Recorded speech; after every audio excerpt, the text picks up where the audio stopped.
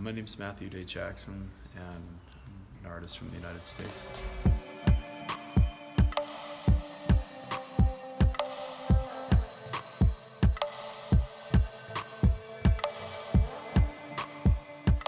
Right now I'm really interested in how we relate to our natural surroundings, and I'm interested in traditions in sculpture and how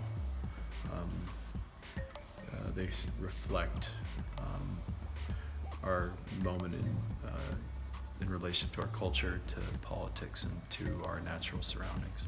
For the most part, I wanted to look at traditions in sculpture from dancers, and maybe thinking about Degas or even like Joel Shapiro or something, but also the reclining figure and the reclining nude. The space outside has invaded this architectural space, which is actually intended to sort of be its own climate, and it's sort of supercharged the indigenous plants that grow here.